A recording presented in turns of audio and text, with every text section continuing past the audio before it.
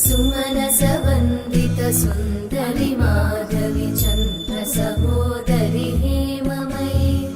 मुनिगणवन्दित मोक्षप्रदायिनि मञ्जुळवासिनि वेदनुते पङ्कजवासिनि देवसुपूजित सद्गुणवर्षिणि शान्तियुते जय जय हे मधुसूदन कामिनि आदिलक्ष्मि जय पालय माम्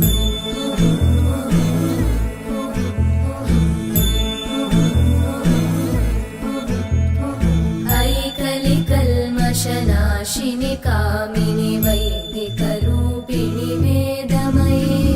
क्षीरसमुद्भव मङ्गलरूपिणि मन्त्रनिवासिनि मन्त्रनुते मङ्गलदायिनि अम्बुजवासिनि देवगणाश्रितपादयुते जय जय हे मधुसूदन कामिनि धान्यलक्ष्मि जय पालय माम् जय वरवर्णिनि वैष्णवि भार्गवि मन्त्रस्वरूपिणि मन्त्रमये सुरगणपूजित शीघ्रफलप्रद ज्ञानविकासिनि शास्त्रनुते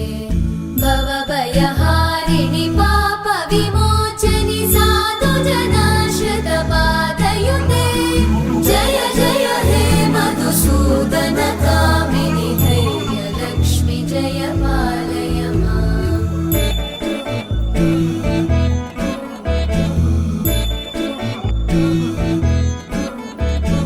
जय जय दुर्गतिनाशिनि कामिनि सर्वफलप्रद शास्त्रमये रथगजतुरगपदादिसमानुत परिजनमण्डित लोकनुते हरिहर ब्रह्म सुपूजित सेवित तापनिवारिणि पादयुते जय जय हे मधुसूदन कामिनि श्रीगजलक्ष्मी पालय माम् ऐकगवाहिनि मोहिनि चक्रिणि रागविवर्धिनि ज्ञानमये गुणगणवारिधि लोकहितैषिणि सप्तस्वरवरगाननुते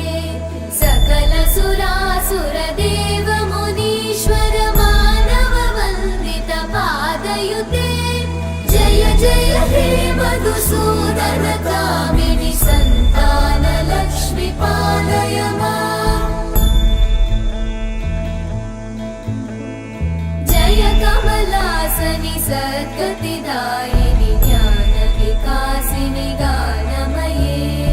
अनुदिनमर्चित कुङ्कुमधूसरभूषित वासित वाद्यनुते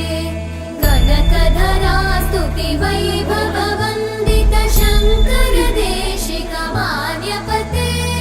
जय जय हे मधुसूदन कामिनि विजयलक्ष्मि जय पालय माम्